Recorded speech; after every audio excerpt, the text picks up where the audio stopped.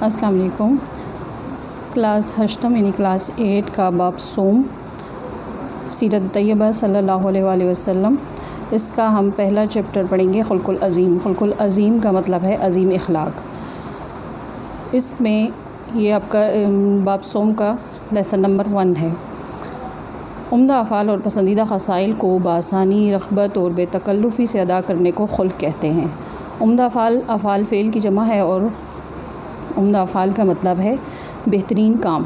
پسندیدہ خصائل خصلت کی جمع ہے یعنی عادات۔ تو پسندیدہ خصائل کو بآسانی اور رغبت یعنی شوق کے ساتھ اور بے تکلفی سے یعنی ایسا کرنا کہ وہ آپ کی عادت بن جائے، اس کو خلق کہتے ہیں۔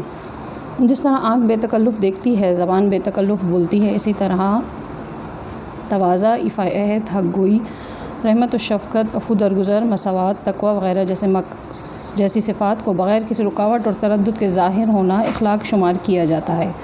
جس طرح ہماری آنکھ جس طرف چاہتی ہے دیکھتی ہے، اسی طرح ہماری زبان جو چاہتی ہے بولتی ہے، اسی طرح ہم کسی سے اگر وعدہ کرتے ہیں ہمیشہ سچ بولتے ہیں، دوسروں کے ساتھ رحمت و شفقت کے ساتھ پیش آتے ہیں، عفو درگزر سے یعنی معاف کر دیتے ہیں دوسروں کی غلطیوں کو، اور مساوات برابری کا سلوک کرتے ہیں، اور توقع یعنی تقوی اللہ تعالیٰ کے اوپر بھروسہ کرتے ہیں۔ جب ایسی صفات ہماری عادات کا حصہ بن جاتی ہے تو وہ اخلاق شمار کیا جاتا ہے، اس کو اخلاق کہا جاتا ہے۔ عظیم سے مراد بہت بڑا اور بلند ہے، یعنی جس کی بلندی کو دوسرے نہ پہنچ سکیں، یعنی آپ کا اخلاق اتنا بلند ہو جائے کہ جس کو کوئی اور نہ پہنچ سکے۔ چنانچہ خلق العظیم سے مراد ہے اچھی اور بلند عادات اور پسندیدہ افعال۔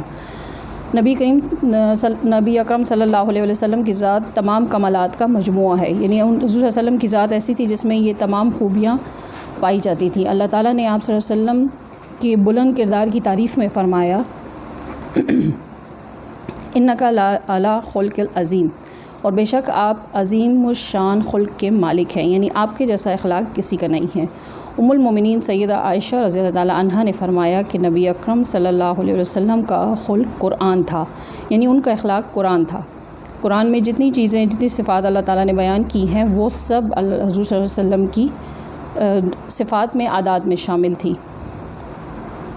یعنی اللہ تعالیٰ نے جن مکارم اخلاق اور اوصاف کو اپنانے کا حکم قرآن پاک میں دیا ہے وہ سب آپ صلی اللہ علیہ وسلم میں موجود ہے۔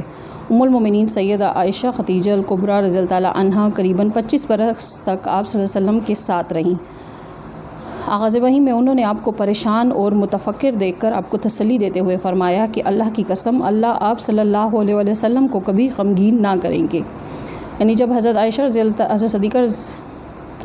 رضی اللہ تعالیٰ عنہ کی شادی حضور صلی اللہ علیہ وسلم سے ہو گئی تھی تو اس وقت ان کو نبوت نہیں ملی تھی، بلکہ نبوت ان کو بعد میں ملی تھی جب ان کی عمر 40 برس ہو گئی تھی۔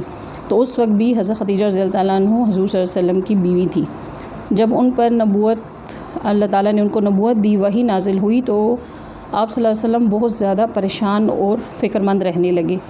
تو وہ آپ کو تسلی دیا کرتی تھی کہ اللہ تعالیٰ آپ کو کبھی بھی غمگین نہیں کریں گے، یعنی انہوں نے آپ پہ اتنی بڑی ذمہ داری اگر آپ کو سونپی ہے تو آپ کو غمگین کبھی بھی نہیں کریں گے۔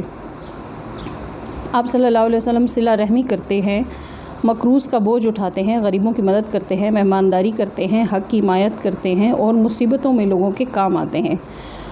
یہ آپ صلی اللہ علیہ وسلم کے وہ اوصاف ہیں جو کہ ہمیں قرآن میں ہر جگہ پر اللہ کے حکم کے طور پر دیکھنے کو ملتے ہیں، یعنی ہمیں دوسروں کے ساتھ صلہ رحمی کے ساتھ پیش آنا چاہیے۔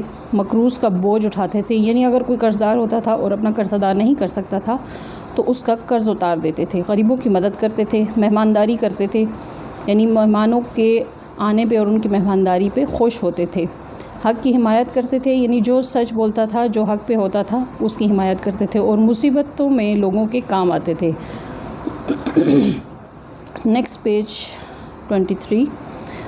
آپ صلی اللہ علیہ وسلم خود اپنے ہاتھ سے کام کرنا پسند کرتے تھے۔ آپ صلی اللہ علیہ وسلم اپنے کپڑوں میں اپنے ہاتھ سے پیوند لگا لیتے، گھر میں جھاڑو دے دیتے، دودھ دھو لیتے، بازار سے سودا خرید لاتے، اپنا جوتا مرمت کر لیتے، جانوروں کو چارہ دیتے اور غلام کے ساتھ مل کر آٹا گوندھ لیتے تھے۔ نبی اکرم صلی اللہ علیہ وسلم دوسروں کے کاموں میں بھی مدد فرما دیا کرتے تھے۔ ایک دفعہ آپ صلی اللہ علیہ وسلم نے سیدنا خباب بن ارات رضی اللہ تعالیٰ عنہ کو کسی غزوہ میں بھیجا۔ ان کے گھر میں کوئی اور مرد نہ تھا، اس پر آپ صلی اللہ علیہ وسلم نے ہر روز ان کے گھر جاتے اور دودھ دھو دیا کرتے تھے، یعنی جانوروں کا دودھ دھو دیا کرتے تھے۔ شرم و حیا ایمان ہی کا ایک حصہ ہے۔ نبی اکرم صلی اللہ علیہ وسلم نے ایک ادا سے شرم و حیا ظاہر ہوتی ہے، یعنی اگر ہم میں شرم و حیا پائی جاتی ہے تو ہمارا ایمان کا ایک حصہ اس میں مکمل ہو جاتا ہے۔ اور حضور صلی اللہ علیہ وسلم کی ذات مبارک ایسی تھی کہ اس میں ہمیں شرم و حیا ہر ادا سے ان کے ظاہر ہوتی تھی، ہمیں نظر آتی تھی۔ آپ صلی اللہ علیہ وسلم نے کبھی کسی کے ساتھ تلخ کلامی نہ کی، یعنی سخت زبان میں بات نہ کی، کبھی اونچی آواز میں کہکا لگا کر نہ ہنسے۔ اگر کسی کی کوئی بات بری لگ جاتی تو زبان سے اظہار نہ فرماتے، بلکہ صحابہ کرام رضی اللہ تعالیٰ عنہ چہرے سے ہی جان لیتے تھے۔ عرب رفع حاجت کے وقت پردہ نہ کرتے تھے۔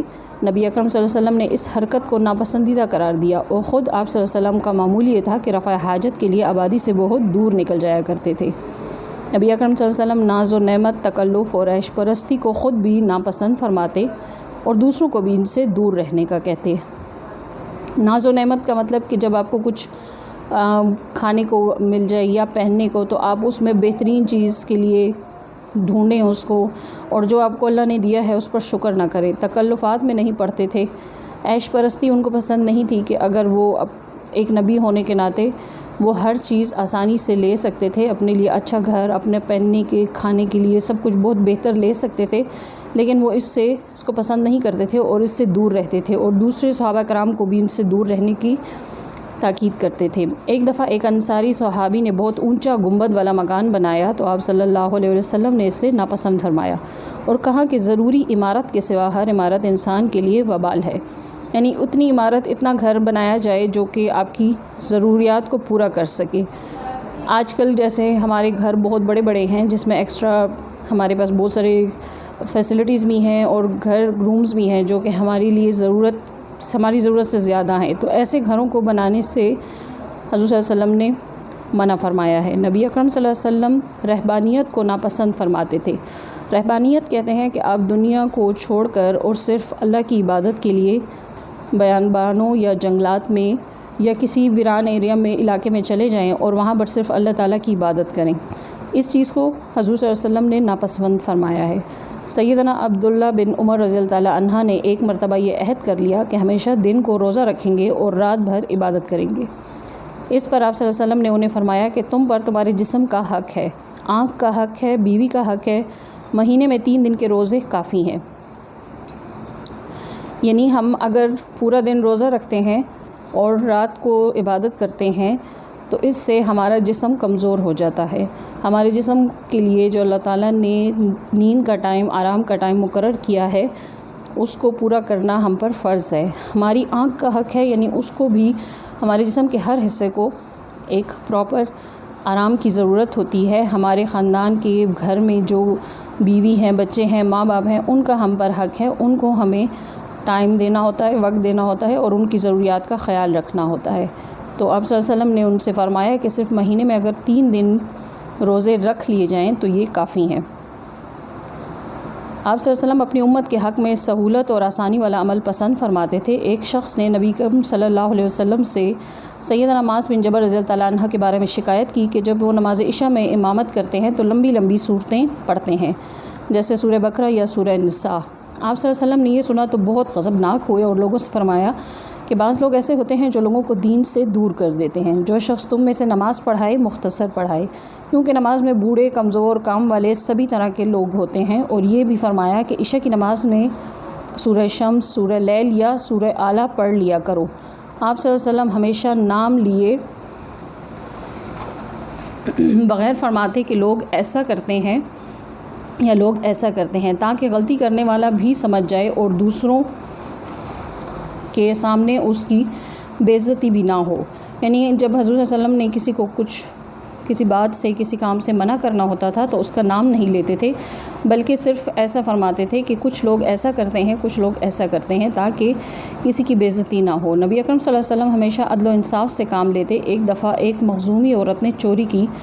قریش خود کو بے عزتی سے بچانا چاہتے تھے کیونکہ مخزوم جو ہے قریش کا ایک قبیلہ ہے، بہت معزز قبیلہ ہے۔ چنانچہ انہوں نے محبوب رسول اللہ صلی اللہ علیہ وسلم سیدنا اسامہ بن زید رضی اللہ تعالیٰ عنہ سے سفارش کے لیے کہا۔ آپ صلی اللہ علیہ وسلم نے ناراض ہو کر فرمایا کہ بنی اسرائیل اسی کی بدولت تباہ ہوئے ہیں کہ وہ غریبوں پر حد جاری کرتے تھے اور عمرہ کو چھوڑ دیا کرتے تھے۔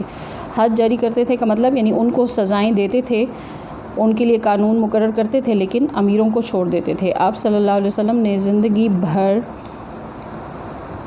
کبھی اپنی ذات کے لیے غصہ کیا نہ انتقام لیا، یعنی جتنے کافروں نے ان کو تکلیف پہنچائی کبھی انہوں نے ان کے لیے غصے کا اظہار نہیں کیا اور کبھی ان سے بدلہ نہیں لیا۔ آپ صلی اللہ علیہ وسلم کی اللہ تعالیٰ کی خاطر ہی غصے کا اظہار فرماتے تھے، یعنی وہ اس وقت غصے کا اظہار فرماتے تھے جب اللہ تعالیٰ کی دی ہوئی احکامات میں کو پورا نہ کیا جاتا تھا، تب اس پہ غصے کا اظہار فرماتے تھے۔ ام المومنین سیدہ عائشہ رضی اللہ عنہا نے فرمایا کہ رسول اللہ صلی اللہ علیہ وسلم کی عادت کسی کو برا کہنے کی نہ تھی، برائی کے بدلے میں برائی نہیں کرتے تھے بلکہ معاف فرما دیتے تھے۔ آپ صلی اللہ علیہ وسلم گھر میں ہنستے مسکراتے تشریف لاتے، دوستوں میں پاؤں پھیلا کر نہیں بیٹھتے تھے، باتیں ٹھہر ٹھہر کر اس طرح فرماتے تھے کہ کوئی یاد رکھنا چاہے تو رکھ لے۔ اخلاق کا سب سے اہم نقطہ یہ ہے کہ انسان اپنے لیے جن اخلاق کو پسند کرے اس پر مستقل عمل بھی کرتا رہے یہاں تک کہ وہ کام اس کی فطرت بن جائے، یعنی ہمارے لیے جو ہم چاہتے ہیں کہ یہ اخلاق کی بہت اچھی صفت ہے یا ہمیں یہ عادت اپنانی چاہیے، تو اس کو اس طرح استقامت مستقل طور پر اپنایا جائے کہ وہ ہماری فطرت بن جائے، اسی کو استقامت کہتے ہیں۔ نبی اکرم صلی اللہ علیہ وسلم نے اپنی زندگی میں تمام کاموں میں خلق العظیم پر استقامت فرمائی۔ آپ صلی اللہ علیہ وسلم کا ارشاد مبارک ہے، ان احب العمل الی اللہ ادومہ وان قل، یہ بخاری شریف کی حدیث ہے۔ اس کا ترجمہ ہے، اللہ کے نزدیک سب سے محبوب وہ عمل ہے جسے انسان ہمیشہ کرے اگرچہ وہ کم ہی کیوں نہ ہو، یعنی اگر کوئی بھی اچھا کام ہم کرتے ہیں تو وہ ہمیشہ کرنا چاہیے تاکہ وہ اللہ تعالیٰ کے لیے ہو۔ ہماری خوش نصیبی ہے کہ آپ صلی اللہ علیہ وسلم کی زندگی کا کوئی پہلو بھی ہماری پہنچ سے دور نہیں ہے۔ ہمیں چاہیے کہ ہم نبی اکرم صلی اللہ علیہ وسلم کے اخلاق حسنہ کی روشنی میں زندگی گزاریں۔